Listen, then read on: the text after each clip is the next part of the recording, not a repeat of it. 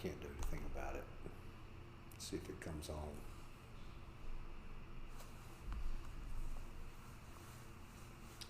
We're live. Yep, you are live. I'm going to text Nick and see if he can tell me.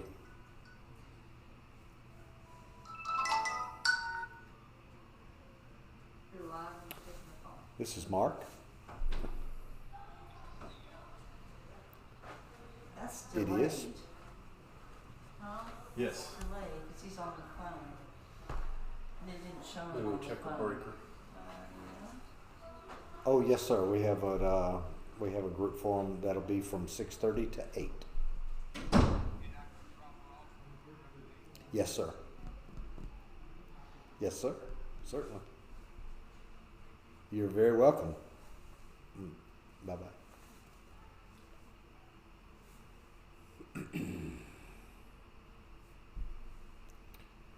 Okay. While I try to get this right. Yeah, you're on the phone. Yeah, and I'm stuck. I'm buffering, so I'm going to try to see if Nick can help me.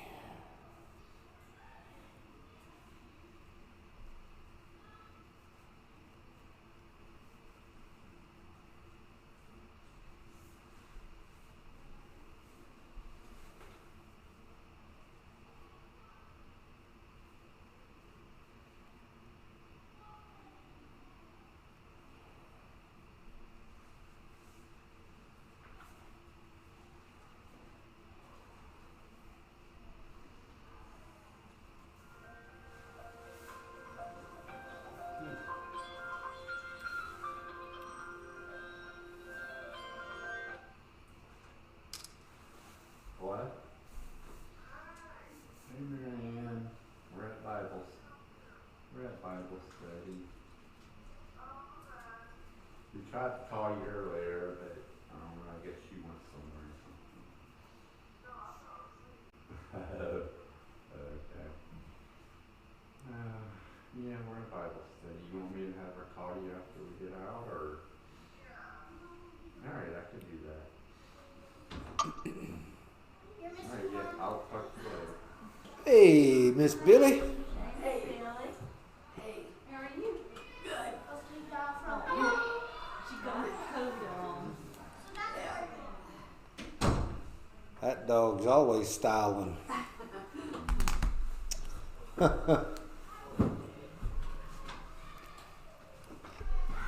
She took off her favorite t-shirt, huh? Oh, no, it's underneath. Oh, it's underneath. Okay. Yeah, she's not going to go very far without that one. I'm not smart enough to figure out lights still. The trailers are off. Where? Trailers off. All of them? Yeah. I mean the walkways? Yeah. Okay, the switch right by this door, exit in the building, turn it on, and it'll turn everything on. The traveler's not working. Okay. Yeah. Well, no, because the one by the door, by the trailer, I don't think that one's worked for a little while, but this one, right outside by the exit doesn't work either. Like the trailers are not on at all. They don't have no lights. Okay. There's a switch in the breaker box that's off, but I don't know what it's for, and I don't want to flip it. Oh, yeah. It's very soft. When the TV went out. Uh-oh. What is that? TV went out. What's the noise? Let's see.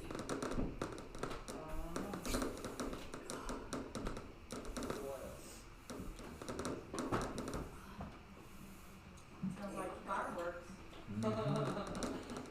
Was someone sitting here?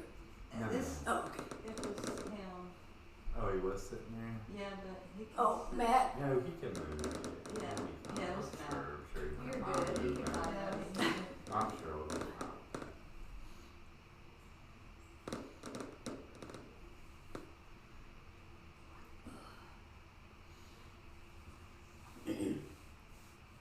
That went off completely.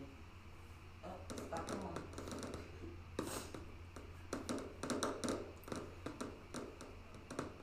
It's like they electrics at my house. Half my house doesn't work.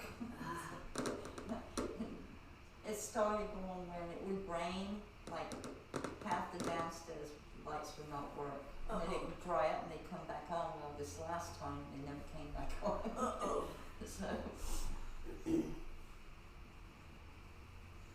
So at my house it's all extension cords everywhere. Oh, goodness. You want to sit with mommy? You want to sit with mommy?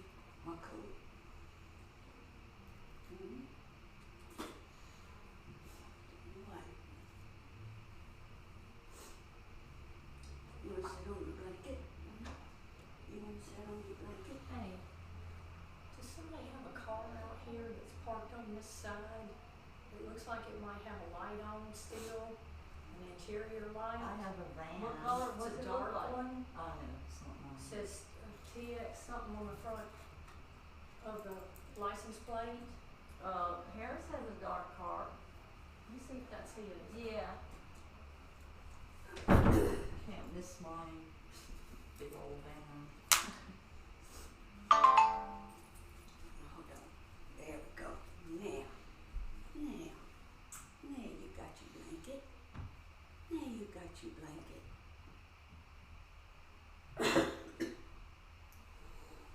You sit with mommy? You sit with mommy? Mm? You sit with mommy? You sit with mommy? Yeah, you all warm. You all warm. Yeah, you all warm. It's cold out there, huh? Yeah, it is. It was nice today, though. Yeah. It's supposed to What? go down low tonight.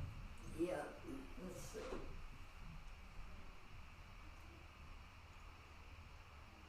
I never know what to wear. Let's see. The low tonight will be 34, 33, 31. At 7 a.m. it'll be 31. But the chill factor in the wind blowing. Yeah, That's wind's what's so blowing cold. today. Yeah, it's gonna be cool, even in New Orleans. Yeah. And then tomorrow night it's gonna go down to 30. Then Friday 34, Saturday 29, Sunday 34. We'll warm up a little bit because more rain's coming, and then it'll turn cold again, which is Louisiana weather. It's worse It's just than in that England. when that north wind is blowing, Yeah. that's when it's cold. In England the weather would be bad.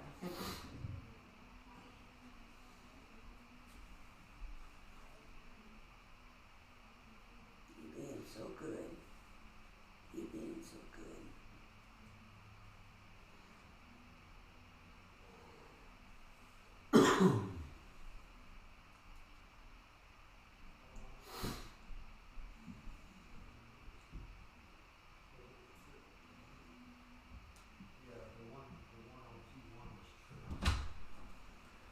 So, gotta figure out why it tripped. But don't you worry about it. Hey, Matt, Hey, I stowed you. Stowed your chair. no, that's all right. You want to sit here? I can scoot down. You're having all this room.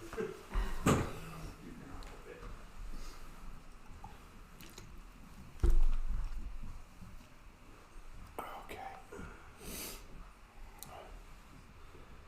So that was the second from the bottom on the left?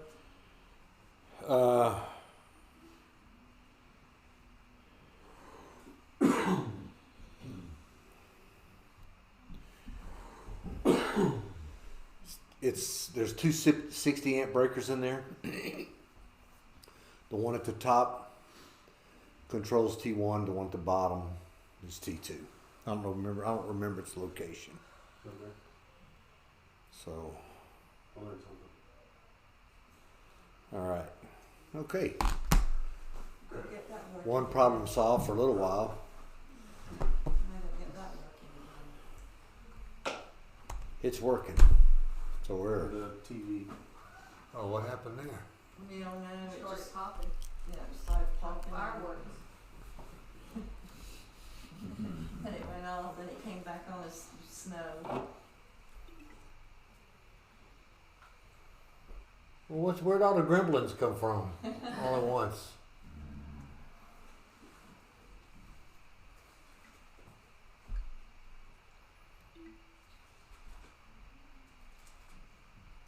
There we go. Maybe this cable. That's the problem. Okay, guys. Well, we're only a minute late. It worked out pretty nice. So we're going to be in two different. We're going to try. Actually, we're going to spend most of our time tonight in the 2 Kings passage for what we're going to talk about. So we stopped at the end of Josiah's reign last time.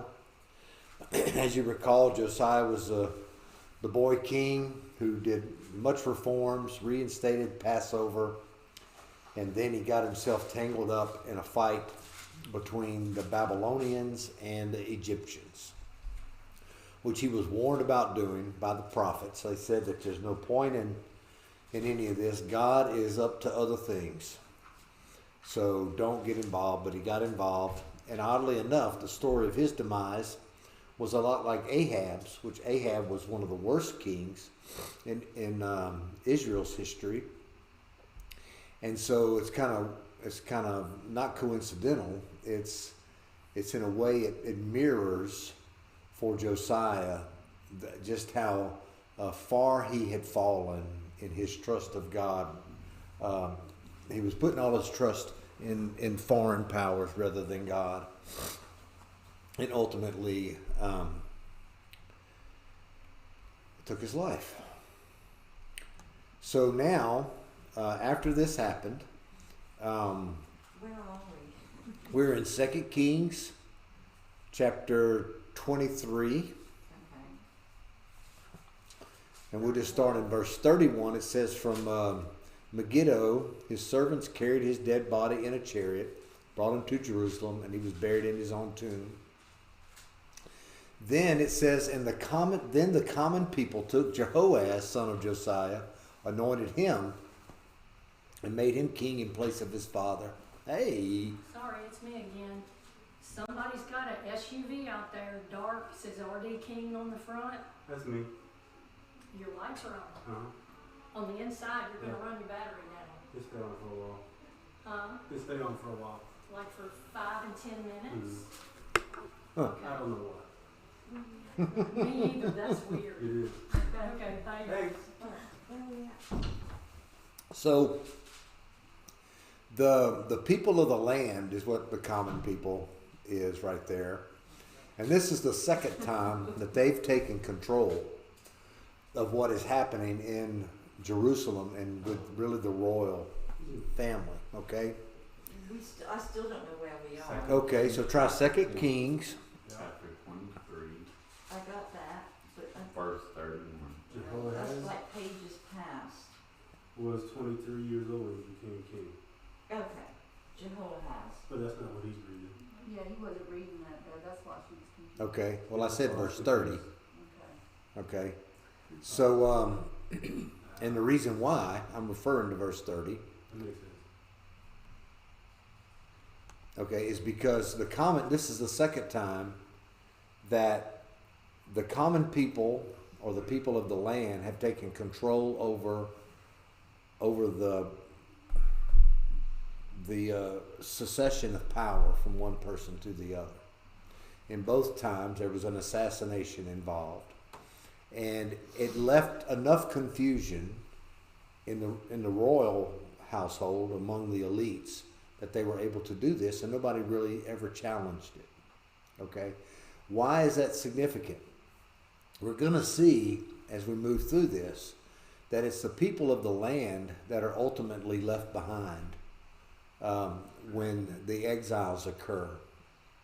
And so from a theological significance, God is at work in these poor people to accomplish what he is about to accomplish. those that have been a part of the royal elites who have refused to listen to the prophets, who have really refused to bring about lasting reform.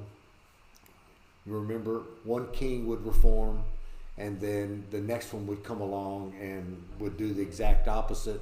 And the people were just on this roller coaster thing that was going on all the time.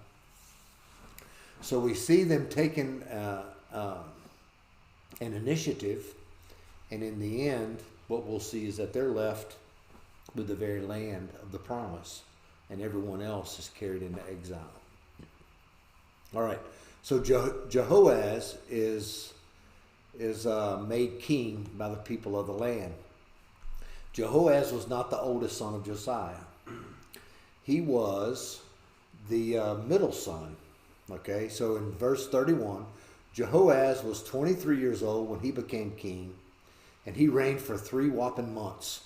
Okay, his mother was named Ahamatal, daughter of Jeremiah, not the Jeremiah that's the prophet. She was from Libnah. So some commentators believe that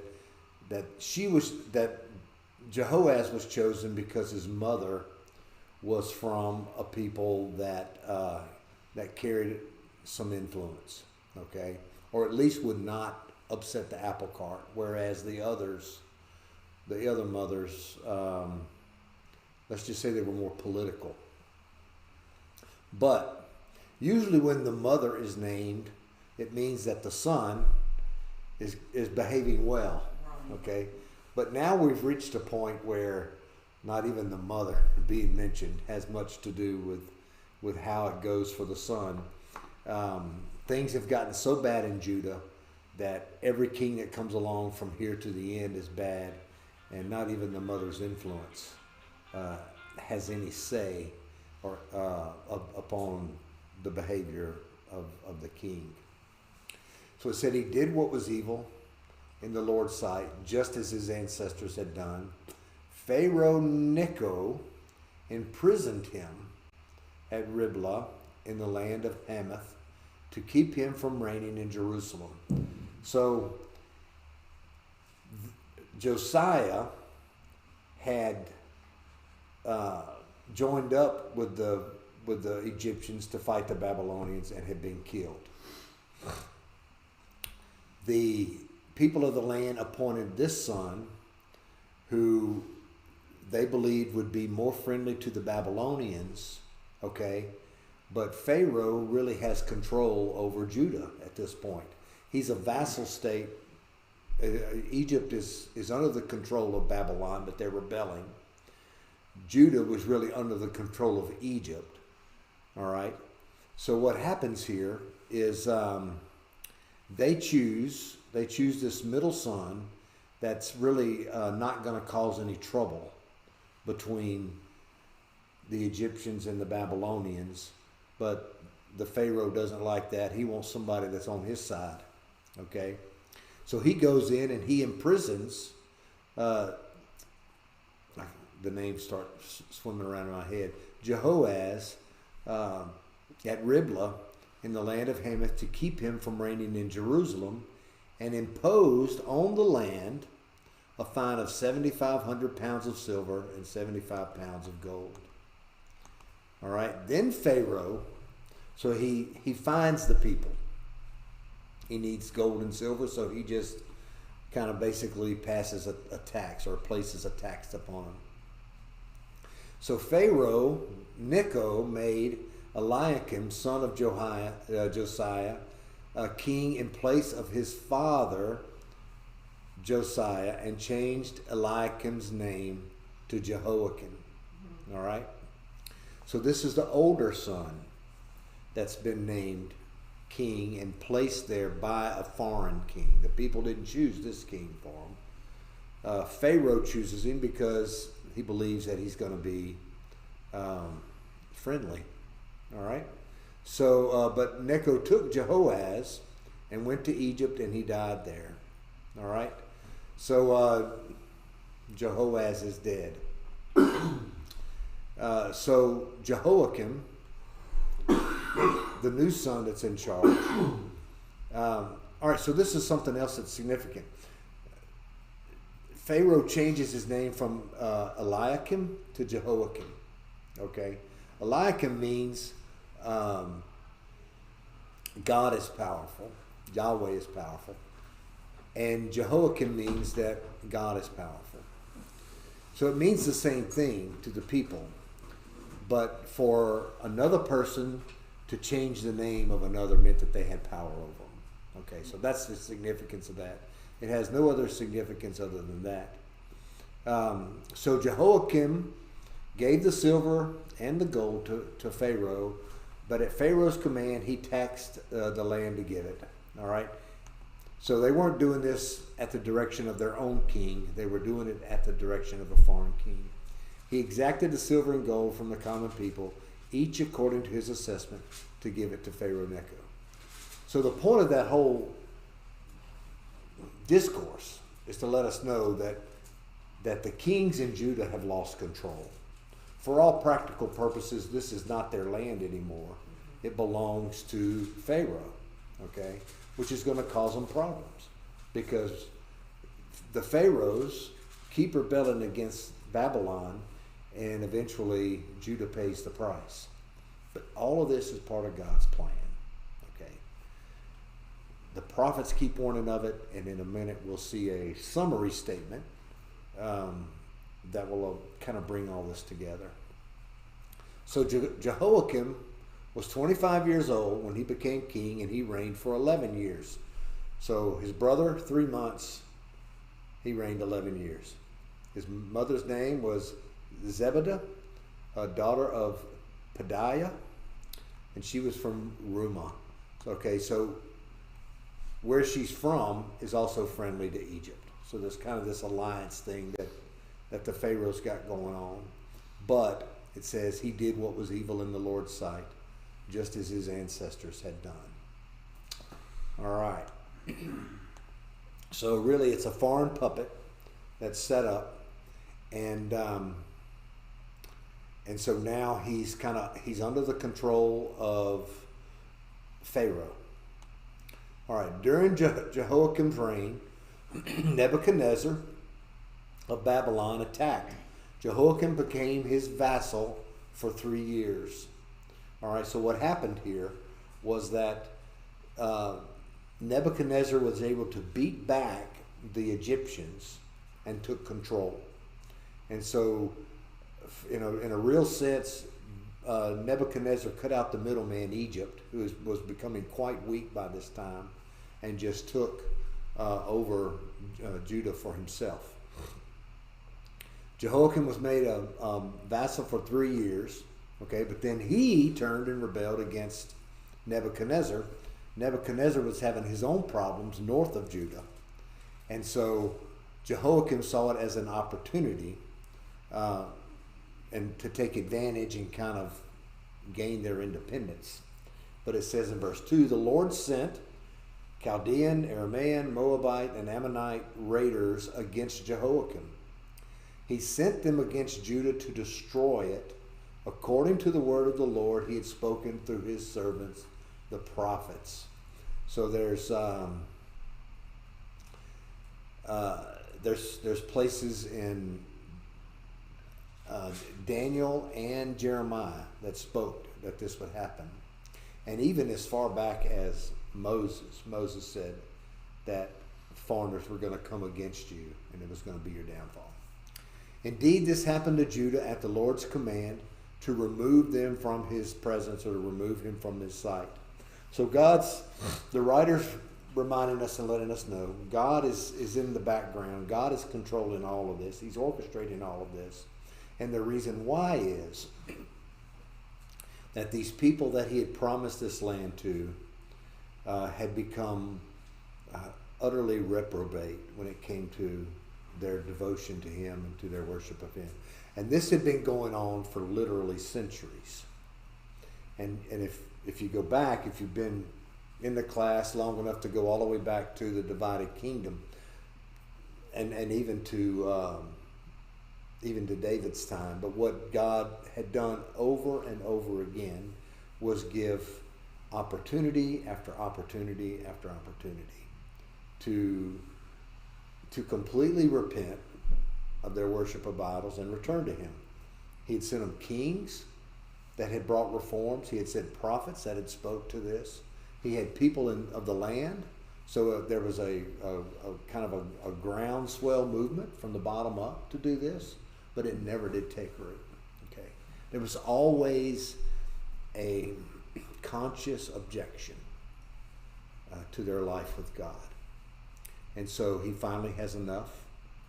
And through the prophets, he said, "This is when it's going to happen." He gave really the year that it was going to happen, and he told them how long they were going to be in exile till they could return to the place that he had given them. So the big question becomes, why would he ever even allow them to return? They had been pitiful for centuries at being his people. And of course, when we go back and look at all the times that God had saved his people or lifted up his people, we find that it's his loyal love, or that word hesed. We talked about that on many occasions. And God's loyal love to his people is non-negotiable. His love is not going to fail. His love is always going to be expressed. Okay? But in the expression of that love comes discipline when we need discipline. Not unlike raising a child in your home. Okay? Only our love does fail in a lot of ways. Sometimes we'll just get tired and we'll punish them later. After they forgot, then they don't understand. God doesn't do us that way. All the way through, he's constantly reminding them, this is why, this is why, this is why. Okay.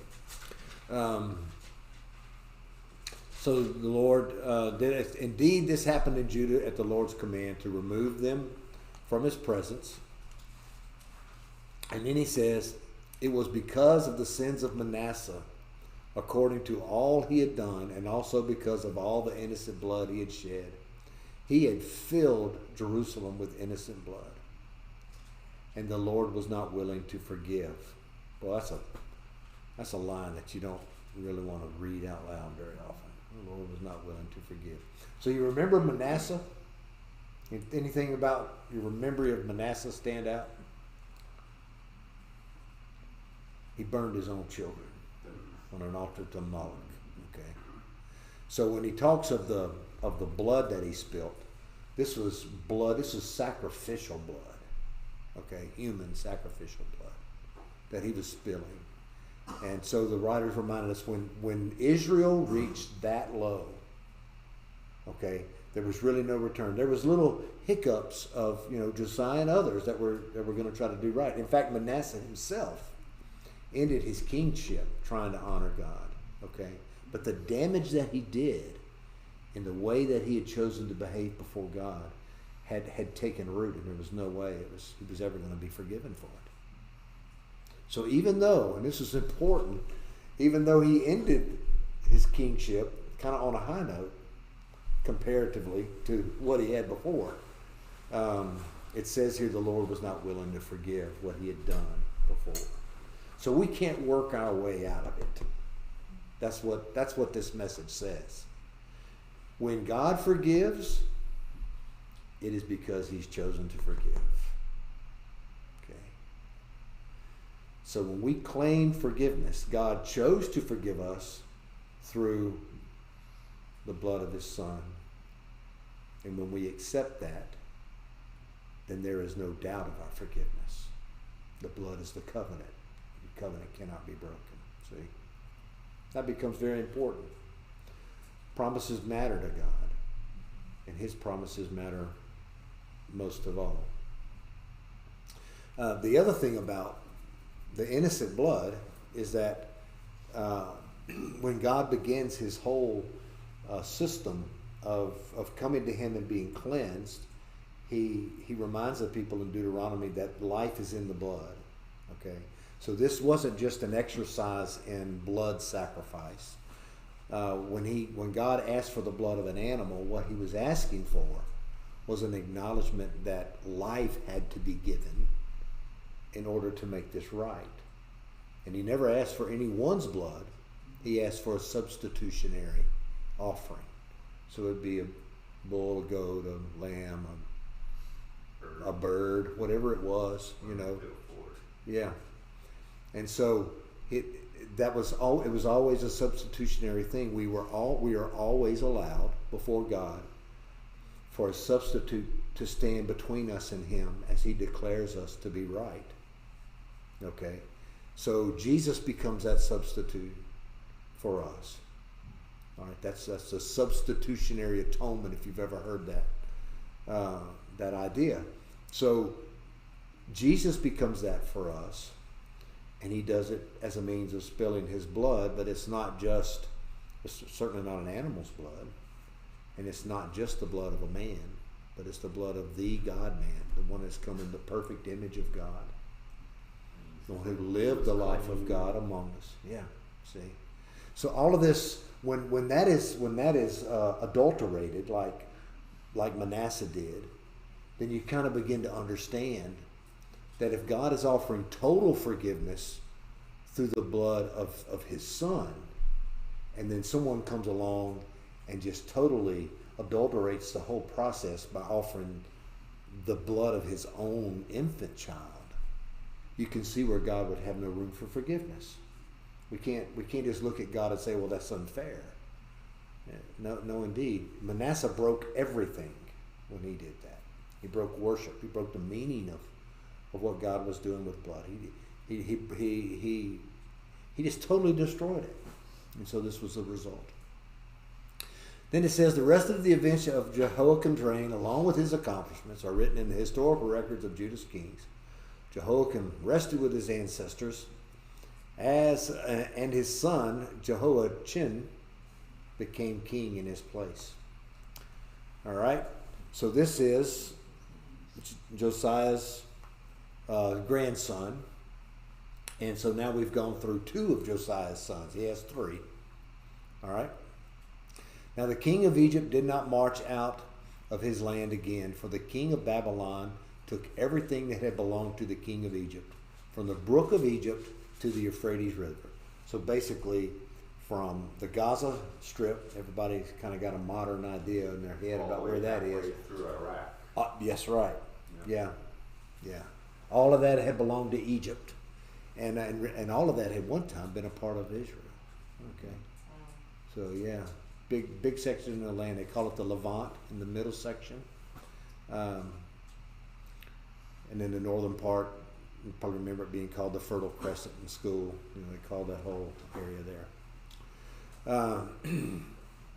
Now, Jehoiachin was 18 years old when he became king, and he reigned for how long? 3 months, just like his uncle did. Okay, his mother's name was Neshuta, daughter of somebody, Nathan. And she was from Jerusalem. Okay, so this is a native mother. Finally, he's not from a foreign country, but he did what was evil in the Lord's sight, just as his father had done. Okay. So at that time, the servants of Nebuchadnezzar of Babylon marched up to Jerusalem, and the city came under siege. So here's this king. He's king for 3 months. Nebuchadnezzar sends his best fighters up, or down, actually. He's to the north. Sends them down. The idea of marching up to Jerusalem is up the mountain, okay? And the city came under siege. King Nebuchadnezzar of Babylon came to the city while his servants were besieging it. King Jehoiachin of Judah, along with his mother, his servants, his commanders, and his officials, surrendered to the king of Babylon. All right, so a siege works how? Nothing goes in, nothing goes out. People begin to starve. Hezekiah had done an ingenious thing and managed to bring water into the city. And that was still the case. But after 3 months of this, or basically 3 months of it, they were ready to surrender. you may recall earlier, one went on for 2 years, remember? They started eating their children. Okay, this ended in 3 months. So you begin to see how everything's just swirling down the drain. There's no will left at all. So the king of Babylon took him captive in the 8th year of Babylon, Nebuchadnezzar's reign. So the king of Babylon took him captive in the 8th year of his reign. He also carried off from there all the treasures of the Lord temple and the treasuries of the king's palace, and he cut into pieces all the gold articles that King Solomon of Israel had made for the Lord's sanctuary, just as the Lord had predicted. All right, if you go back to, I think this note will tell me, 2 Kings 20, Isaiah 39, it speaks of this. Okay, so why had this never been done before? So when you go back and read the account of the construction of the temple, you'll read about these just huge behemoth gold structures that were a part of the columns, and these big brass covered the entire columns. And of all the times that it had been raided, nobody ever bothered to take all of that, except when you get to Nebuchadnezzar. He had it pulled down and cut up so he could haul it off, because it was too big to haul off, way too much. So the king of Babylon took him captive. He also carried off from there all the treasures. He cut into pieces all the gold articles that Solomon of Israel had made for the Lord's sanctuary, just as the Lord had predicted. He deported all Jerusalem and all the commanders and all the best soldiers, 10,000 captives, including all the craftsmen and metalsmiths, except for the poorest people in the land. No one remained. All right? So he carries off the craftsmen because they made weapons. So the craftsmen and the metalsmiths were, not only did they decorate, but they had the ability to forge and manufacture weapons. So he carries them off with him. So there's no way that they can ever make war against Babylon again, because he's taken everything. All right. So all that's left is the poorest of the people. Nebuchadnezzar has no interest in them. He kind of leaves them behind so they can take care of the land.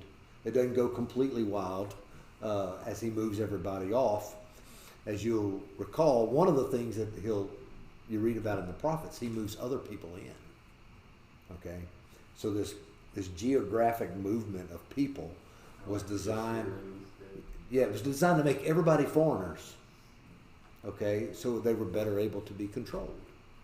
And so that was his idea there, but God was using it for an entirely different purpose.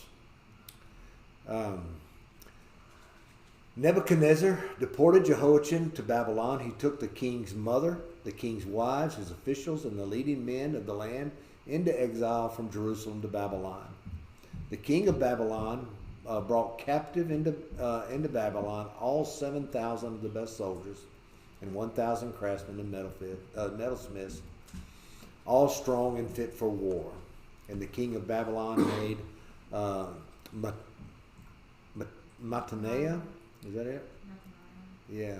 Jehoiachin's uncle, this is the final son of Josiah, the youngest son, made him king in his place and changed his name to Zedekiah. Okay. That's how you say that. I got you, you're mine. He changed his name. Okay. So this is all happening, it seems to be rather quickly, but in this one little spot that we've done tonight, we've covered a good bit of ground. When we get, Zedekiah was 11 years. His brother was 11 years. So there's 22 years and 6 months that we've looked at nearly already. So in relation to other kings, this is going really fast. Some of the worst kings were around for 35 years or more on their own. So the geographical and political changes are happening really quick, and that is affording God to bring into play what He is actually trying to do through this this movement into exile. That becomes the focus now for God's people, is being in exile. So Zedekiah was 21 years old when he became king, and he reigned 11 years in Jerusalem. His mother's name was Hamutal, daughter of Jeremiah. She was from Libnah, not the same Jeremiah that we know in the scriptures. Zedekiah did what was evil in the Lord's sight, just as Jehoiakim had done, his brother. Because of the Lord's anger, it came to the point in Jerusalem and Judah that he finally banished them from his presence. Then Zedekiah rebelled against the king of Babylon. So here we have the second major rebellion that occurs in a short period of time. So what it says here is God's had enough. I've got nothing to do. And the minute that it says God has kind of removed himself from Judah, Zedekiah decides he's going to rebel against Babylon, which is the worst thing he could have done. Okay? He's been told over and over again that God is performing an act really of deliverance by sending them into exile. But first they have to be taught that he's God and they're his people. So here we go again. Nebuchadnezzar's siege of Jerusalem, chapter 25. In the 9th year of Zedekiah's reign, he only had 11, on the 10th day of the 10th month, Nebuchadnezzar of Babylon advanced against Jerusalem with his entire army. So what's happened in the meantime, the rebellion that was coming out of Assyria that would eventually overtake them, and the rebellion out of Egypt had been pretty much crushed, or at least it was under control.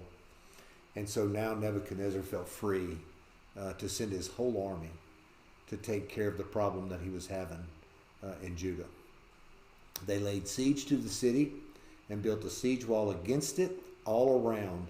The city was under siege until Zedekiah's 11th year. So this is a 2-year siege. By the 9th day of the 4th month, the famine was so severe in the city that the common people had no food. Then the city was broken into, and all the warriors fled at night by way of the city gate between the two walls near the king's garden, even though the Chaldeans surrounded the city. So when Nebuchadnezzar's army breaks in, Judah's army escapes out the back door, basically is what it's saying. They didn't want to fight. They didn't want to be there. They knew that they were going to lose their lives, probably. Okay, so it's making the point that even though the Chaldeans surrounded the city, they were still able to get out. Okay, as the king made his way along the route to the Arabah, the Chaldean army pursued him. This is the king. This is Zedekiah and his army. The Chaldeans pursued him and overtook him in the plains of Jericho. Zedekiah's entire army left him and scattered. The Chaldeans seized the king and brought him up to the king of Babylon at Riblah. So this is a northern town. This is where Nebuchadnezzar liked to keep his headquarters when he was making war against Judah. Okay, and they passed sentence on Zedekiah. They slaughtered Zedekiah's sons before his eyes. Finally, the king of Babylon blinded Zedekiah, bound him in bronze chains, and took him to Babylon. Okay. So the last thing that he would ever see, and the thing that he would always remember, was his sons being slaughtered before him. Okay. And then he was carried into Babylon.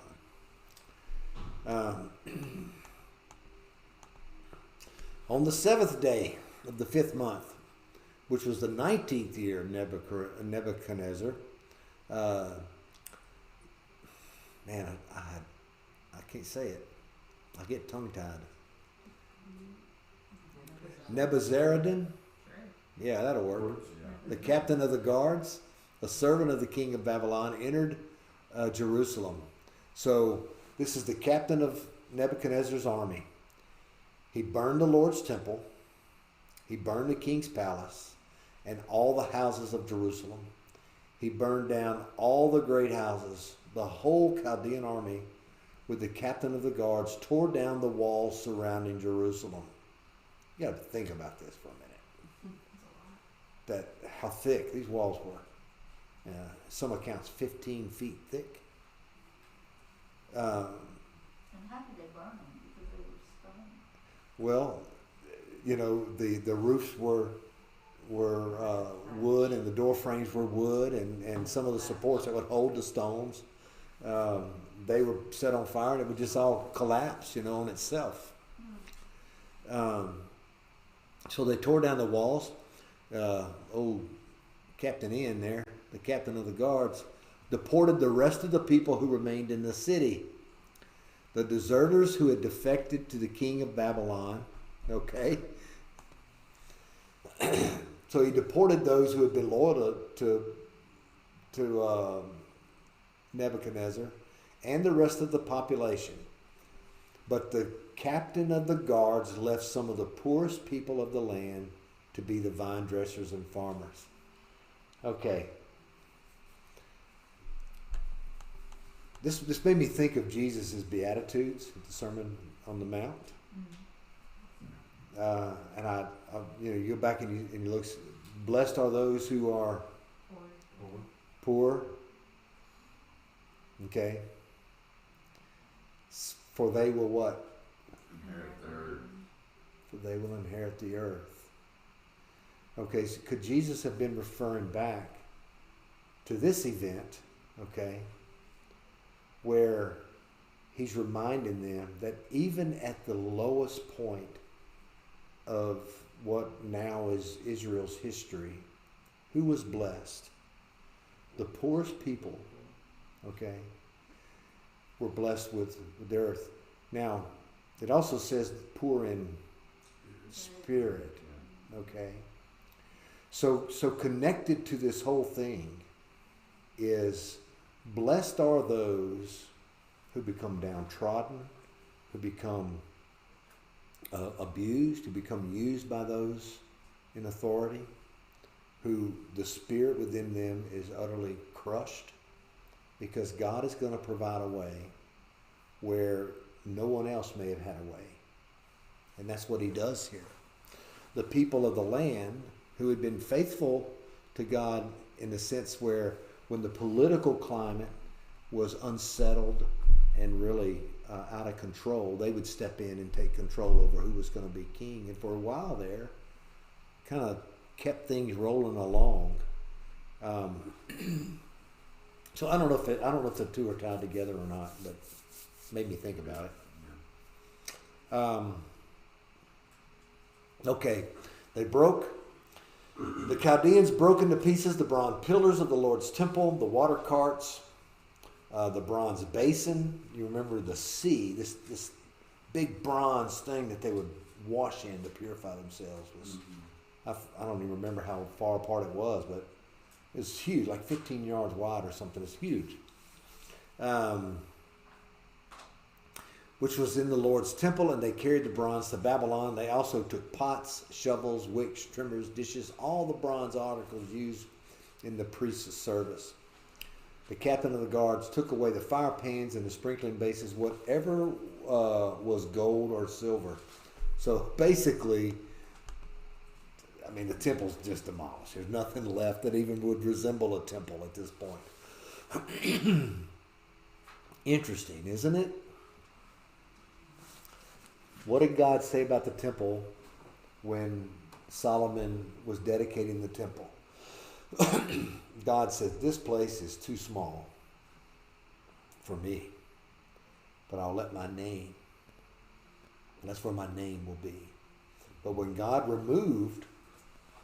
removed himself, there was no need for an ornate, elaborate temple for anything. So he ensures that it is torn down, and when the day comes for another one to be rebuilt, we'll see it has a different purpose. We're going to go into that. I think next we'll go into Ezra and Nehemiah as we finish this up tonight.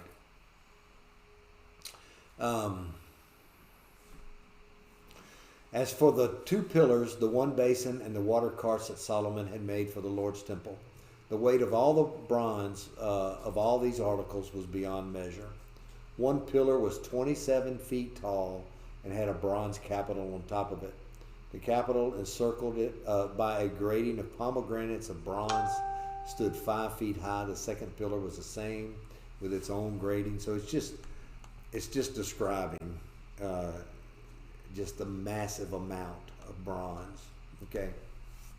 The captain of the guards took away Sariah, the chief priest, Zephaniah, the priest of the second rank, and the 3 doorkeepers. So everybody that was still left that could have served God in the temple are now, he's taken them away too. From the city he took a court official who had been appointed over the warriors, 5 trusted royal aides found in the city, the secretary of the commander of the army who enlisted the people of the land for military duty, the 60 men from the common people who were found within the city. So these were all people that had some level of influence, control, that had some sense of power over people. They were administrators. They could tell others what to do. Okay? He found them, took them, and brought them to the king of Babylon at Riblah. The king of Babylon put them to death at Riblah in the land of Hamath. So Judah went into exile from the land. This is the second and final exile. So a long way back, Israel had been taken into exile, okay, by the Assyrians. They were spread out all over the place. And now these people from Judah, this is the second exile, and they've all been carried to Babylon proper, which would be Iraq today. That would be where that is. All right. So Nebuchadnezzar of Babylon appointed Gedaliah, son of Achiam, son of Shaphan, over the rest of the people he left in the land of Judah.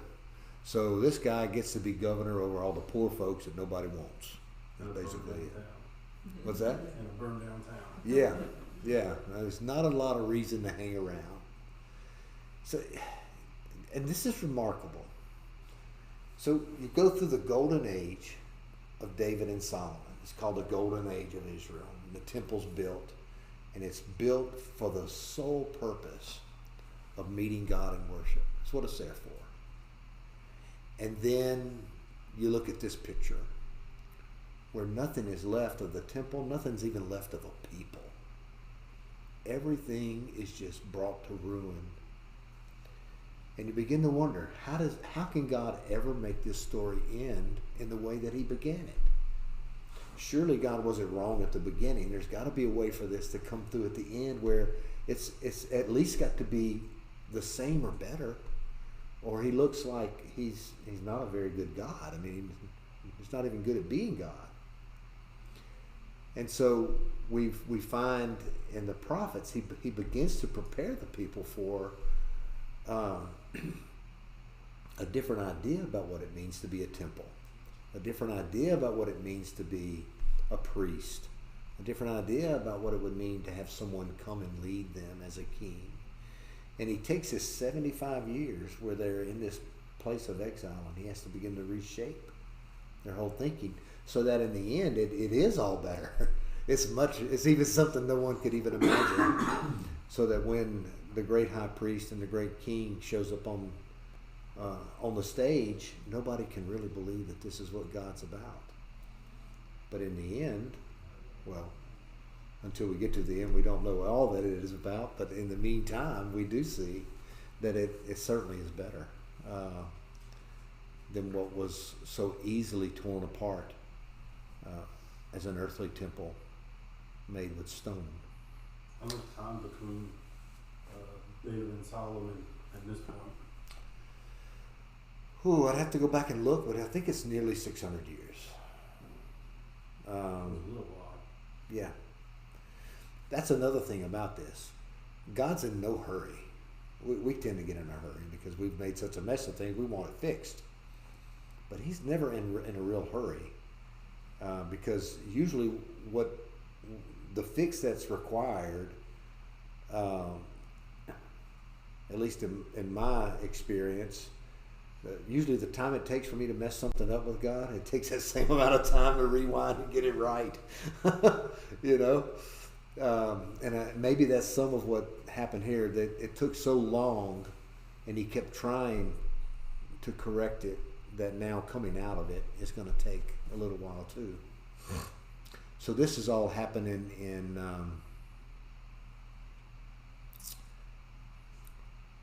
this would be in the 5th century. All right. So even after we get through a century and there's some activity, there's still another intertestamental period of about a little over 200 years where nothing happens. There's nothing going on. Scripturally, the Maccabees had a revolt against the Greeks, and some good things happened in there. But as far as God making progress on his whole project of bringing about a Messiah, things kind of go blank there for a little while. Let's see. When all the when all the commanders of the armies, they and their men, heard that the king of Babylon had appointed Gedaliah, they came to Gedaliah at Mitzvah. The commanders included all these folks that I'm not going to go through a name right now. They and their men. Gedaliah swore an oath to them and their men, assuring them, don't be afraid of the servants of the Chaldeans. Live in the land and serve the king of Babylon, and it will go well for you. In the 7th month, however, one of these guys, Ishmael, he was part of the royal family, came with 10 men and struck down Gedaliah, and he died. Also, they killed the Judeans and the Chaldeans who were with him at Mitzvah. Then all the people from the youngest to the oldest and the commanders of the army left and went to Egypt, for they were afraid of the Chaldeans. Okay, so The poorest people. yeah, so they get real brave and they kill this poor little governor that was been given control over literally a little bit of nothing, and then they run off to Egypt and hide. And if I'm not mistaken, that's when Jeremiah wound up in Egypt. He got carried off with them. He didn't want to go, but they kind of kidnapped him and took him. So on the 27th day of the 12th month of the 37th year of the exile of Judah's king Jehoiachin, in the year of evil, Merodach became king of Babylon. He pardoned King Jehoiachin of Judah and released him from prison. So he'd been in prison all this time when all this was going on. So this is the son of Nebuchadnezzar now that's in charge. All right. He spoke kindly to him and set his throne over the thrones of the kings who were with him in Babylon. So this is the way it was. There was Nebuchadnezzar and now his son that followed him. All the kings that they conquered were a part of his court. It was kind of like they would sit before him in homage. Okay, but it wasn't a bad life. They got good food. They were free. But it was every day they were reminded that's my king. I'm a king, but that's my king. So he pardoned him, released him from prison, spoke kindly to him, set his throne over the thrones of the kings who were with him in Babylon. So he had a special place. So he changed his prison clothes and he dined regularly in the presence of the king of Babylon for the rest of his life. As for his allowance, a regular allowance was given to him by the king, a portion for each day for the rest of his life. All right, so that's the end of that. So it ends like this. The last great king of Judah gets an allowance every day from the marauding, invading king of Babylon, and that's the writer of 2 Kings ends the story, and there's really nothing about God at all. It's just this is the way that it is now in history. God's people are subservient to the Babylonians, and even their king has nothing to claim that is his own. It all belongs. What he has is a gift of the king, not a gift of God anymore. All right. So when we look at what goes on in 2 Chronicles, if you want to look over there real quick, I'm gonna.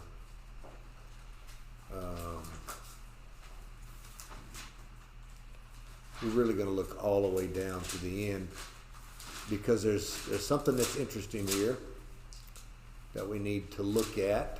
I don't need to close that. Okay. So the Chronicles account is much shorter than the King's account. And if you remember, we're going to look at verse 22 and just the following. If you remember, the King passages went into more detail about what was happening politically and in the royal households. And the account in the Chronicles had more to do with what God was doing, either in the background or in the foreground. And it dealt with the priest, either good or bad, the prophets, good or bad. It was more of a spiritual theological presentation than it was more political and royal family.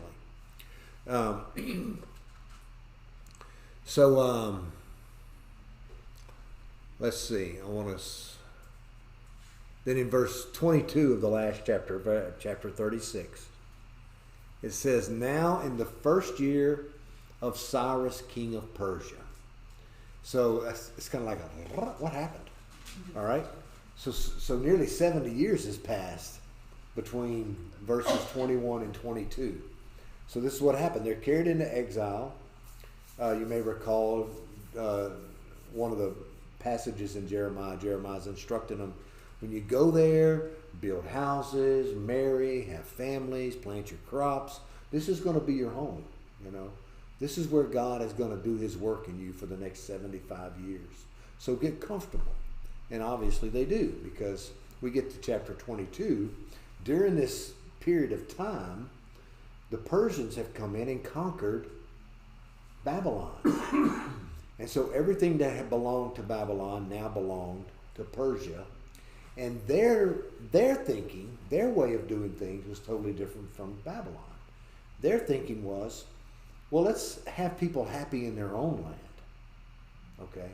Let's send everybody home to whence they came, and we will set up friendly alliances between us. And oddly enough, this is the way that they did it. We're going to figure out a way where we will gain wealth from them through trade. Kind of like what we do today. We find a poor country and they need something, so we go in and we try to prop up and stand up industry in those countries, and then they're able to do trade with us, and we're able to make money off the trade. Okay, so that was Cyrus's idea about global domination. Now, in the first year of Cyrus, king of Persia, that the word of the Lord by the mouth of Jeremiah might be fulfilled, because Jeremiah prophesied this. The Lord stirred up the spirit of Cyrus, king of Persia. So he made a proclamation throughout his kingdom and also put it in writing. Thus says Cyrus, king of Persia, the Lord, the God of heaven, has given me all the kingdoms of the earth, and he has charged me to build him a house in Jerusalem, which is in Judah. Whoever is among you of all his people, may the Lord his God be with him. Let him go up. So at the end of Kings, there's no mention of God at all, and there's only a mention that now Judah's people are just going to be, they're totally dependent upon whatever the king of Babylon does. The chronicler fast forwards 70 years that we don't get in Kings, and he's saying that something has happened in the life of Persia and in Babylon where people are paying attention to God again. Even the king of Persia has heard a word from God. Okay? Now we're going to, as we carry on through this, probably be this time next year before we finish it. we're going to look at Ezra and Nehemiah next, and then we're going to dig through the prophets. Okay, and we're going to begin to look at how all of this ties together. Okay, well, when I started this, I thought about trying to do it all at once, and I think it would have got terribly confusing because of the way the names change and dates are not the same, and it just would have been a train wreck. So we're going to go back, and hopefully we've got enough familiarity with events. At least we know where to go look for the events, and then we can begin to tie all this together. So now we have this 70-year period that's passed, and Cyrus is on the scene, and he's heard from God, either through prophets or through people that are serving him that are Hebrew people. Some way he's figured out that God has told him that the temple is to be rebuilt. So this becomes the focal point now for Ezra and Nehemiah. Many people believe that Ezra and Nehemiah and 1st and 2nd Chronicles was all just one bundle of work together. So now this becomes the whole focus is the temple is going to be restored. So the center of worship is going to be restored. The place where God's name will rest will be restored. And then of course Jerusalem will be restored. If the temple is restored, Jerusalem's restored. The only reason why there was a Jerusalem is because David chose it for the place that the temple would be built. So you begin to, at the end of the Chronicles, you begin to feel some excitement building as to what the future may hold. Where for really the last almost 70 years that they were in their homeland, there was really nothing good going on. Little flashes of good with Josiah, but it didn't last for long. And then you had this 70 years in exile, 70, 75 years, depending on how you count the days, where they've been in exile. So this is 150 years that there's just been bad stuff happening. And now all of a sudden there's this bright future. And so when we begin to look at Ezra and Nehemiah, we have to keep in context the history. Okay? Otherwise, we'll begin to get aggravated, especially in Nehemiah, because the people become quite adamant about their purity and all these different things. And we have to begin to understand why are they willing to go as far as they've gone in some of their actions. And part of that is because their recent history demands it. They've gone through what they've gone through because they did not remain and keep themselves pure. Okay? And so that's an important.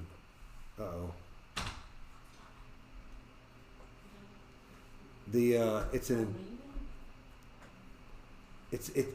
an important feature. Yeah. It's an important feature of what is coming about, because that idea of established purity and protecting that is what we see being carried into the New Testament.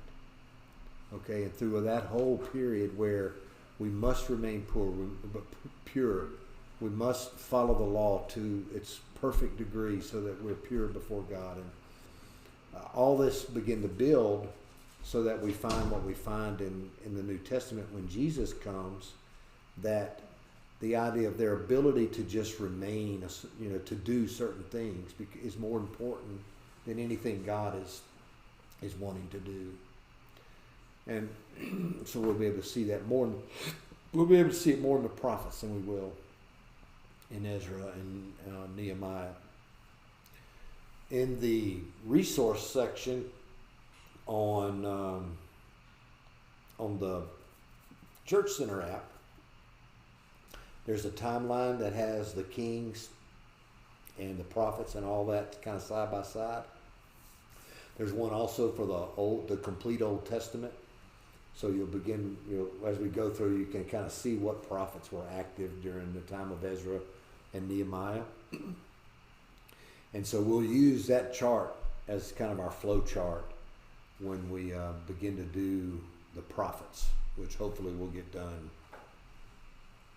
We'll start on that before the school year's out, and then we'll try to plow through it. It'll probably take a year to do them all.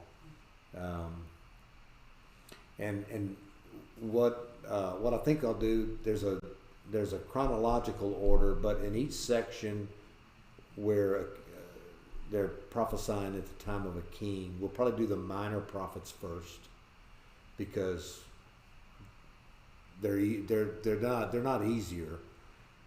Zechariah is one of the hardest. It is hard. But I think we'll do better by doing them, so that we don't shade the minor prophets with the major prophets like Isaiah and Jeremiah and Daniel, because we tend to do that. We look to those for really what everything means, but then we lose the meaning of the minor. So that's probably how we'll do that. And because I bet most of us have never spent any time in minor prophets. Yeah, I figured. We didn't take that college course. Well, I didn't either. And really, the way that we read the prophets will be entirely different from the way that we read this. Okay. A lot of poetry. Okay. So we have to read it like poetry. Some of it's apocalyptic, like in Daniel and Ezekiel. So we have to read those sections as apocalyptic literature. So much of what we've read up to now is narrative and narrative only. So now we're going to be mixing poetry and narrative and apocalyptic, and so we have to shift gears a lot to make sure that we're not reading into certain things, or not looking too far ahead when we're not in there then. But when we get to the prophets, it's easy to look too far ahead and say, oh, that speaks all the way to Revelation. And it really may not speak to that. So we just have to read it for what it is. It'll be fun. I think it'll be fun. Alrighty. We finished early. I didn't mean to, but we did. There wasn't a lot to talk about tonight. It's kind of like, It was a lot. it's like God just finally said, I got to get this over with. And he does. So, I'm going to say end stream now.